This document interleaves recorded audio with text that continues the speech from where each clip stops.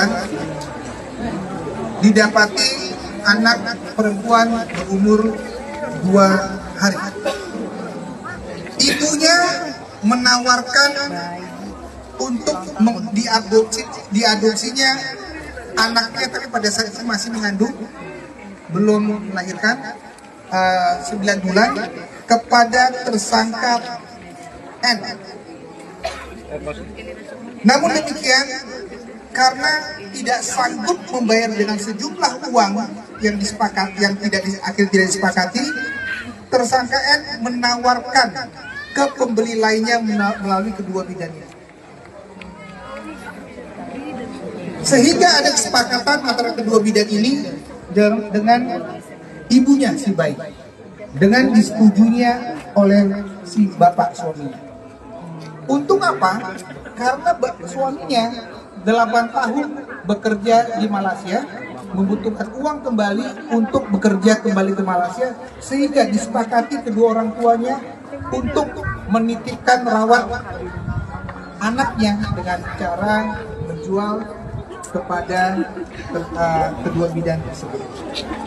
Namun demikian, karena ingin mencari calon pembelinya, sehingga kedua bidan tersebut kembali menghubungi tersangka utama, tersangka HD, untuk mencari pembelian. Namun pada saat itu dilakukan penangkapan. Jadi rekan-rekan sekalian, saat ini sangat miris sekali bahwa ketiga ibu ini, pertama, kedua, dan satu lagi masih DPO, itu menawarkan anaknya dengan kamuflase untuk diadopsi. Namun faktanya terjadinya perdagangan bayi.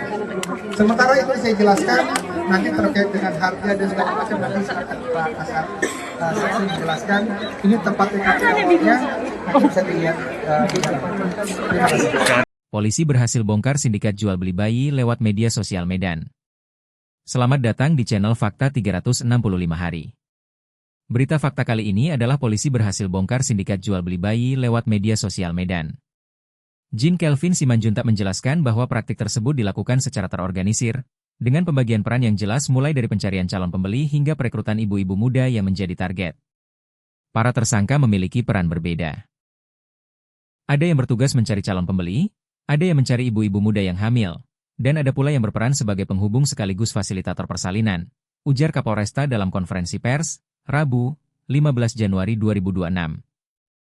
Menurut Kapolresta, salah satu tersangka diduga aktif mencari pasangan suami istri yang menginginkan bayi dengan imbalan uang puluhan juta rupiah.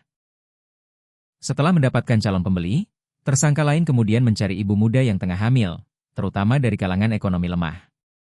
Ibu-ibu muda ini dijanjikan bantuan biaya persalinan dan uang tunai, namun bayi yang dilahirkan langsung diserahkan kepada pembeli, jelasnya. Sementara itu, peran oknum bidan dalam kasus ini diduga berkaitan dengan proses persalinan dan penyerahan bayi. Oknum tersebut diduga mengetahui serta memfasilitasi proses kelahiran agar bayi dapat segera diserahkan kepada pihak pembeli tanpa melalui prosedur resmi. Dari hasil penyelidikan sementara, nilai transaksi dalam satu bayi diduga mencapai 25 juta rupiah, yang kemudian dibagi kepada para pelaku sesuai peran masing-masing. Kapolresta menegaskan bahwa pihaknya masih terus melakukan pengembangan kasus, termasuk menelusuri kemungkinan adanya korban lain serta jaringan serupa di wilayah lain di Kota Medan. Atas perbuatannya, para tersangka dijerat dengan Undang-Undang Perlindungan Anak dan pasal terkait perdagangan orang, dengan ancaman hukuman pidana maksimal, tegas Jean Kelvin Simanjuntak. Jangan lupa like, komen dan subscribe channel YouTube Fakta 365 Hari. Terima kasih, dan sampai jumpa kembali ya.